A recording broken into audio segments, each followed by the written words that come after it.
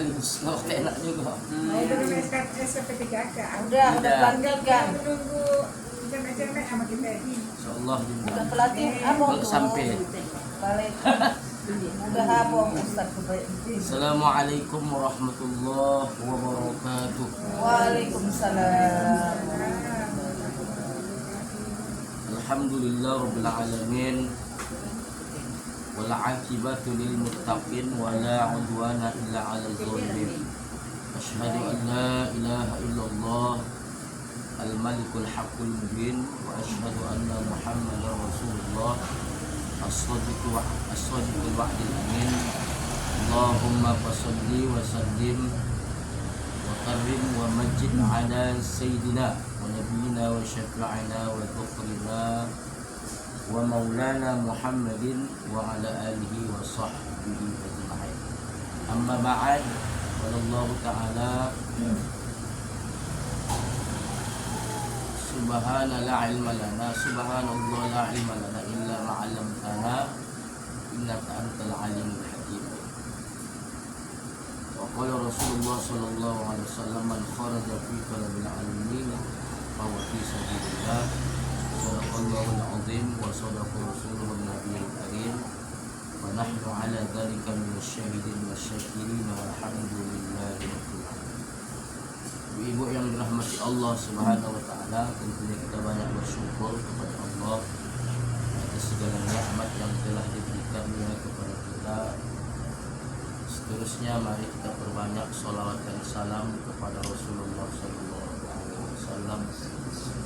Mudah-mudahan insyaallah dengan memperbanyak salawat dan salam kepada beliau, kita yang hadir pada saat yang mulia ini, keluarga kita di rumah adalah daripada umatnya yang mendapatkan syafaat uzma yauma la yanfa' malun wala banun illa man atallaha biqalbin salim. Amin ya rabbal alamin. Ibu yang dirahmati Allah Subhanahu wa taala,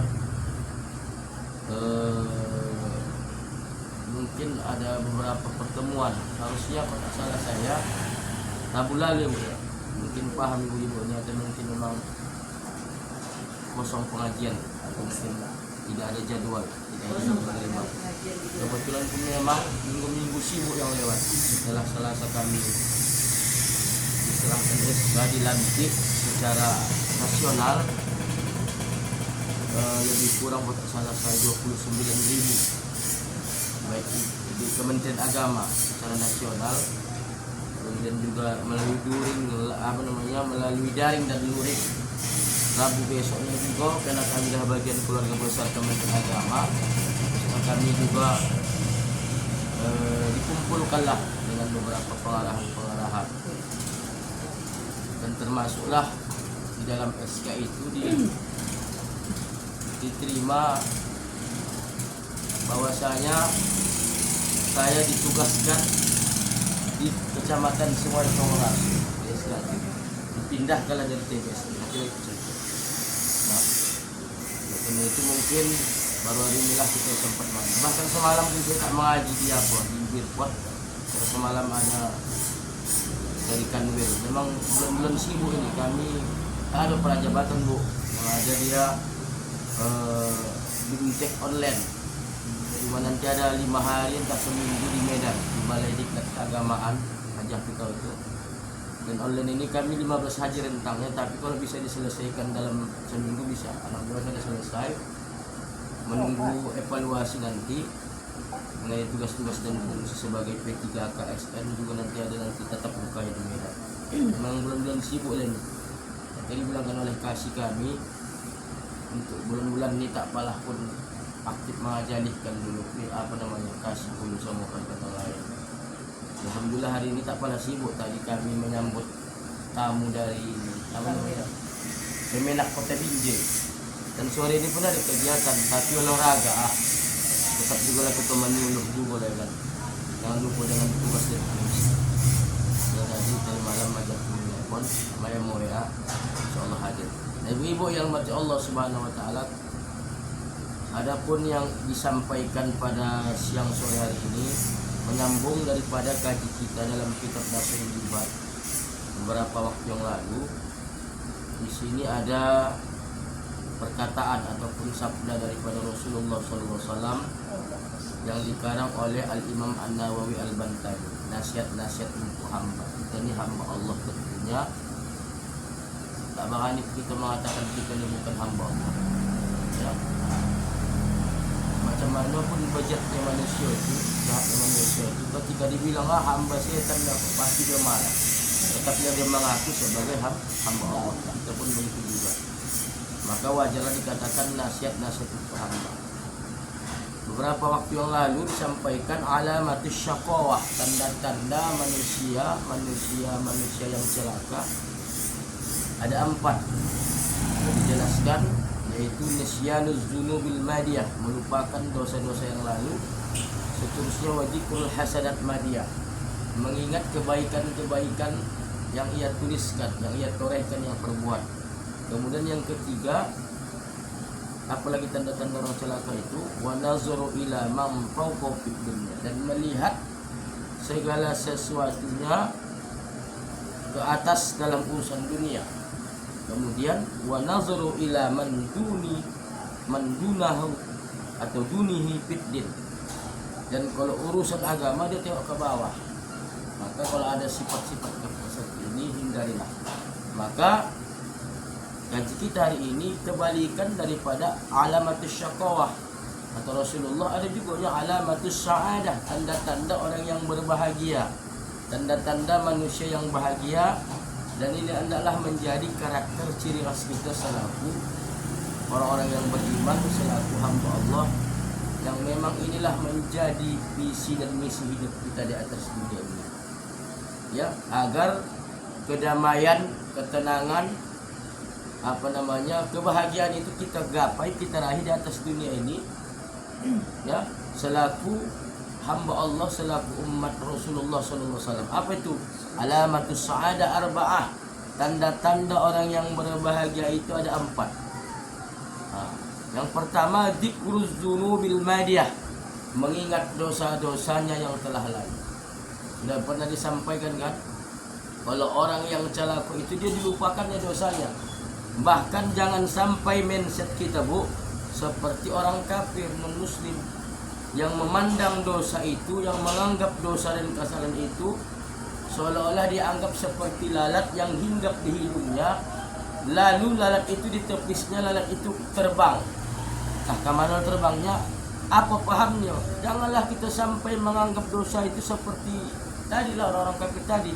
Artinya apa? Dosa itu kita anggap angin lalu, tidak akan tercatat, tidak akan mendapatkan balasan dari Allah Subhanahu wa taala. Padahal itu salah. Sementara ya, tanda-tanda orang yang bahagia itu adalah selalu mengingat dosa dan kesalahan masa lalu.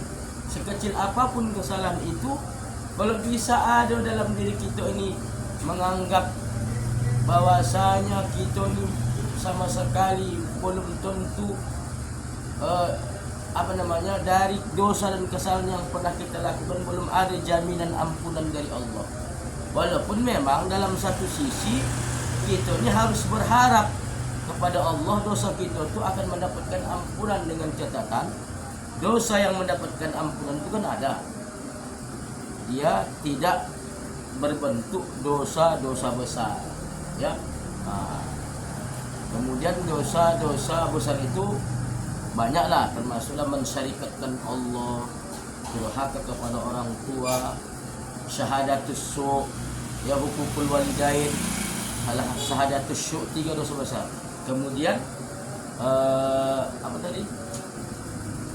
syirku billah, mensyarikatkan Allah. Karena kata Rasulullah dalam hadis, andakkah kamu kutunjukkan daripada dosa-dosa besar? Apa itu? Yang pertama adalah asyirku billah, mensyarikatkan Allah. Yang kedua, hukukul walidain, durhaka kepada orang tua, ibu bapa. Kemudian syahadatus syuk. Ini orang banyak terjebak, Bu. Apa paham syahadatus syuk ini? Kesaksian palsu. Kesaksian palsu. Termasuklah yang dikatakan oleh Al-Ustaz Abdul Somad, termasuklah kesaksian kita ketika nanti kita melakukan pemilihan umum, melakukan pencoblosan pada 2024.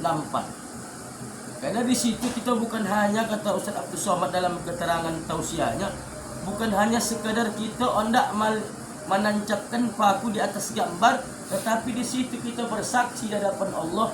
Ya Allah, saksikanlah bahwa saya yang kupuli ini adalah sesuai dengan apa yang telah kuimani, sesuai dengan apa yang telah engkau tuntunkan melalui Rasul. Makanya hati-hati kita. Makanya yang tahunya dia itu berlawanan dengan batinnya, tahunya dia orang yang dipilihnya itu tidak ada jaminan akan membuat kemaslahatan di masa-masa yang akan datang apabila dia terpilih.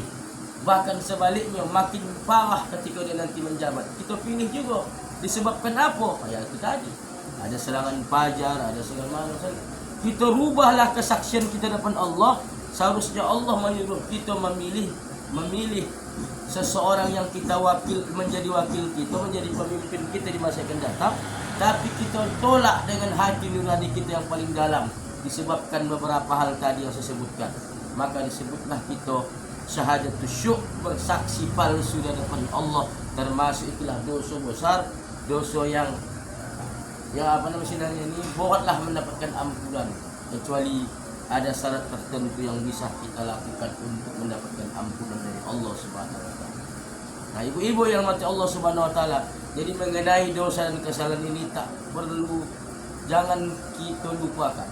Sekecil apapun kesalahan itu. Kenapa? Supaya kita jangan terjatuh ke lubang yang sama. Dan itu juga termasuk kita menjadi manusia yang bahagia di hadapan Allah. Kenapa? Karena dengan mengingat dosa-dosa kita berhati-hati. Kita punya timbang rasa, kita akan asih-asih berpikir matang, cocok tidak yang kulakukan. Saya tadi dialog dengan kawan saya, adiknya masuk polisi. Bayangkanlah ibu, bayangkan masuk polisi berapa? Bu ayah. Ya kan? Berapa? Mengerilah. Bayangkan itu masuk polisi tak berduit. Mana? Borat, angkatan laut. Kalau kau tahu tu lumur ni, sekarang pun borat. Angkatan darat apa lagi? Saya pernah masuk angkatan darat 30 juta tahun 97 juta. Tahun 97 tamat aliyah saya. Jadi begitu dia masuk ke polisian ni, mohon maaf lah mungkin orang tuanya mengeluarkan rupiah pada saat itu, tak tahu lah saya berapa, tak saya tanya. Begitu masuk dia ke dinas kepolisian ini, ya kan? Tak cocok hasilnya pekerjaan. Banyak yang jangankan kubat betul coba. Salah satu contoh dia pula dinar bagian narkoba, bagian penangkapan. Kalau untuk orang-orang awak betul dipersulit, diperiksa. Tapi kalau mak cakap yang berkaitan dengan orang-orang yang berduit, termasuk cukung-cukung Cina itu, ya kan? Sama sekali tak ada pemeriksaan. Di situ dia tak suruh.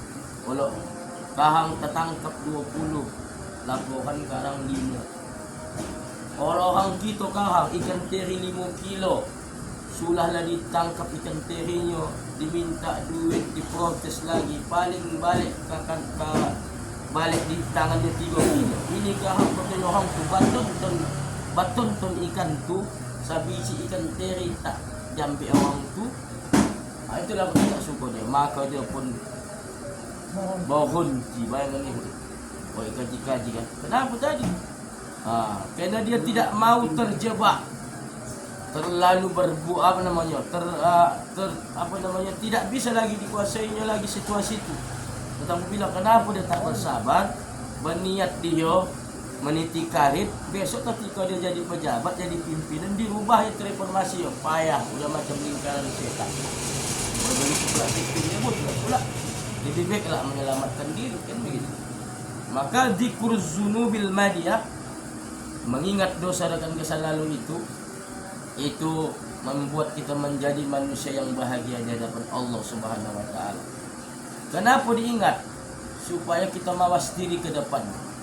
Kalau perlu memang apa yang sudah kita lakukan, kesalahan yang pernah kita perbuat di masa lalu itu teringat-ingat, ya Allah. Jadi kita pun akan datang mengantisipasi, mawas diri supaya kita tidak jatuh ke lembah yang serupa untuk ke depan. itulah membuat kita menjadi manusia yang bahagia. Dengan timbulnya tadi kita mengingat berarti bukanlah mengingat ada yang kang ingatnya kang do kesalahan yang lalu. Kalau kita ingatlah dulu ya kejahatan kita yang lalu, golak-golak, kan? Kenakalan yang lalu. Kalau kami dulu biasanya ini, zaman muda dulu biasanya ini mencuri-curi begini kata dia. Tak ada mau manusia tak bahagia namanya. Diingat dalam hati, bukan hendak diceritakan. Menceritakan aib awak sama dengan dia membuka bola. Diingat, bukan diceritakannya. Kalau aku dulu dan kau tanya ya, segala simpang ku pasang cewek kata dia pula lagi. Itu. Jadi dosa itu diingat, bukan ada diceritakan. Diingat, mengapa? Supaya timbul dalam hati ini perasaan bersalah. Pernah kita ni menjadi manusia yang buruk di hadapan Allah Subhanahu wa taala, dan itu menjadikan kita di masa-masa yang akan datang akan sadar perbuatan-perbuatan masa lalu. Tentang optimis, kita optimis mendapatkan ampunan dari Allah Subhanahu wa taala. Kenapa? Kenapa kata Allah dalam hadis qudsi? Ya, apa kata Allah? Hambaku berbuat salah. Dia merangkak menujuku, aku berlari memberikan ampunan kepada. Jadi banyak kita berbuat dosa kepada Allah, kesalahan, tapi lebih banyak lagi, lebih luas lagi rahmat dan ampunan Allah kepada hambanya. Dengan satu catatan, dosa akan terampuni apabila belum sampai di hor-horo. Mengapalah Fir'aun tak dapatkan ampunan dosa sampai di hor-horo? Tadi. Dan itu. Nah, ibu-ibu yang dirahmati Allah Subhanahu wa taala, apa lagi yang membuat kita menjadi manusia yang bahagia selain kita harus selalu mengingat dosa dan kesalahan masa lalu, ya, dengan sembari mohon ampunan, bukan mati diingat-ingat saja tanpa minta ampun kepada Allah. Yang kedua, melupakan segala kebaikan masa lalu. Kalau tanda-tanda celaka kemarin, mengingat-ingat kebaikannya. Aku kan sudah pernah berinfak, aku kan sudah zakat, aku kan sudah pernah berbuat baik. Aku kan sudah pernah membantu kau. Kau tak ku bantu kau, malah hidup kau. Anak aku sekolahkan sampai S1. Apalagi laki kau dulu tak ke laut, ku bantu ikut sama laki ku. Hati-hati, ya. Ketika datang lagi dalam itu urusan hablum minanas, dalam urusan hablum minallah, ketika datang nanti ke rumah dia, ya, minta, "Bu, Assalamualaikum Bu, ini Bu, kita nak buat acara." Kamu macam nang aku saja lah, orang nambah ada di kampung. Hati-hati. Janganlah aku saja. Kalau aku saja kupaklah aku. Hati-hati. Yang lain. Ya. Kenapa begitu? Kita tak tahu mana kebaikan, mana perbuatan amal ibadah kita yang pernah kita laksanakan, ya, yang berkaitan dengan kemanusiaan maupun hubungan dengan Allah, seperti solat, berpuasa, bayar zakat, infak, sedekah, naik haji, umrah. Tak tahu kita apakah amal ibadah itu pasti berterima atau tidak, karena tidak ada jaminan amal ibadah kita tu ada jaminan bakal berterima apa tidak, ya. Bakal diterima Allah, bernilai pahala apa tidak, ya. Seperti saya sampaikan kemarin, banyak persyaratan yang hendak kita lepaskan. Pertama, persyaratan solat. Makanya apa kata Allah? Wala ara'aital ladzi yukadzibu biddin fadzalikal ladzi yad'ul yatim wala yahuddu ala ta'amil miskin fawailul lil musallin. Celakalah bagi orang-orang yang solat, ya, yang mereka lalai dari solatnya. Apa makna lalai solat di situ? Lalai sebelum solat, lalai ketika solat, lalai sesudah solat. Azan pula. Benar-benar ya.